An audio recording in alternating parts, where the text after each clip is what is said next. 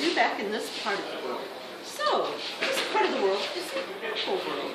But we grow strange things in orchards. Look at this. What does that look like? Funny looking apple. Looks like a heart. Doesn't it? Or triangle. A triangle apple. And look at this thing. What is wrong with that apple? Actually, it is a Melrose apple, and it has fabulous flavor, and it makes the best apple butter. This is one ugly apple. We also grow things that are super tiny. Oh, they're cute. Little tiny. And we crust in the world of triplets. Is anybody a triplet? We have apples that are triplets. And look at this guy. How did it manage to make it to an apple bag? I will not know.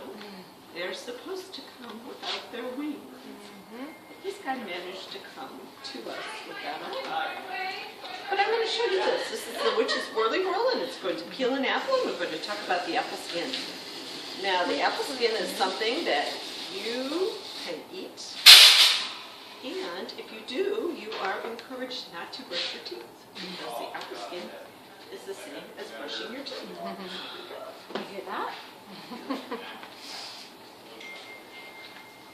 I do. Yeah, I think so. Oh, sorry. It's okay. They smell delicious though. Yeah. Want some? Hi, sweetie. Want some, Daddy? Yeah. Why are they moist? Why do you think they're moist? I just feel so wet. And they've got apple juice inside, correct? Okay, now look at this. But look at this. Look at that, guys. Look, Daddy. It's a slinky. Can you imagine? So I'm going to put it at the top of the stuff, and it's going to go do, all the way down the stuff. It also looks like curly fries. Yeah. It sure does. Let her have an apple so that she can cut it. All right, so now this is the core, the part we don't eat. This is where it was hooked and fed by the tree. This is where we'll talk about in a little bit. There was a flower in the spring. So now in the fall, if we cut an apple between where the stem is and where the flower was, what are we going to find? Okay. Multiple seeds. Multiple seeds, and we often call that the star. Each part of the star has 5 parts. So this is a carpel, and that's the name of the place in the star where the seeds grow.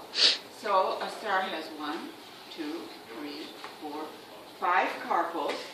Each carpel can make up to 2 seeds. Now here's one I know has 2 seeds because I can see it. 1, 2. Now we need, so if we take 5 times 2, we could have up to 10 seeds, couldn't we? Now for an apple to be nice and juicy and ready for us to eat and sell, we probably need 6 to 10. And most of ours have 10. But the seeds then are in the core. Do we eat the seeds? We don't. Oh, look at this. How many apple seeds do you think we're eating? We're going to speculate. We're going to pick 5. 1. Oh, yeah, that's good. And we're going to talk about why they have different numbers in it. So we're going to talk about pollination. Now, in order for a seed to grow, in this case, the apple has to be pollinated, and in our case, it's with bees. So if we move over here by Debbie, Go look at the bees. we're going to talk about the bees. Daddy, you want to see bees? And there's 3 kinds of bees. This is the bee hive. Now, there aren't a lot of bees in right now because bees hibernate in the winter.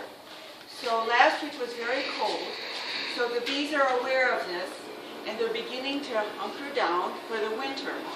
So we have 3 types that are in the beehive in the summer. The first one is Mama. We call her Queen. She's right here. She's right under my foot.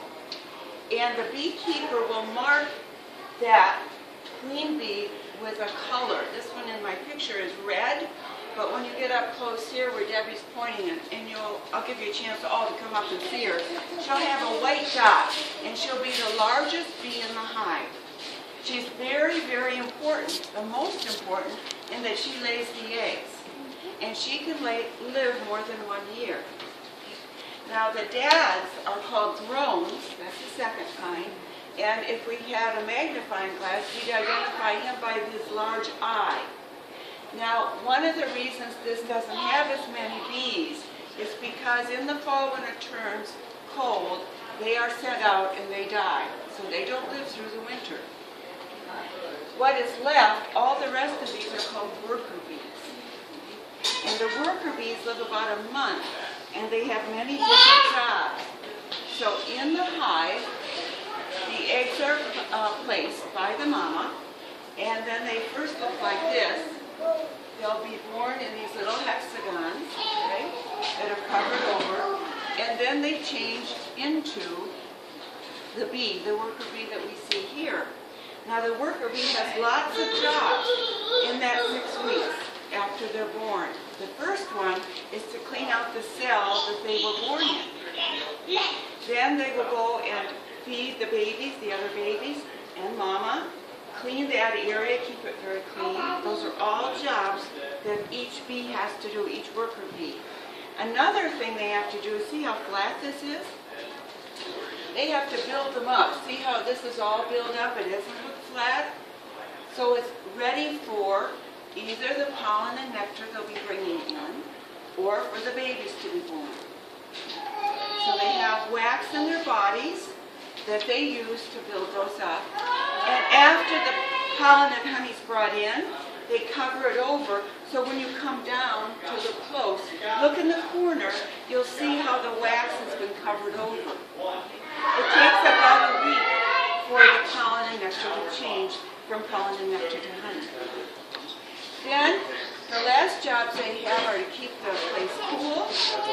They accept the honey coming in, they have to clean the bees coming in, and they do that with their tongue, so that they don't contaminate the hive. And then they have to guard the hive to keep it at a certain temperature. So there's really a lot of things that happen, and then the last week or two is when they go up to the flowers. So they don't, when we see them, that's the last stage of their life, is when they're getting the nectar and pollen from the flowers. All right, so now we have a beekeeper, and when we go out by the woods, we'll see the beehives, the large beehives. And inside, this is what they look like. So our beekeeper provides lots of boxes and lots of frames for them to make the honey and have the babies. And more than they need the honey to survive the winter.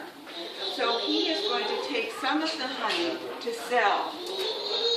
And the way he does it is he takes a little smoker. I'll show you that when we get back to the upper barn. That smoker makes the bees very docile, so he can brush them off with a brush.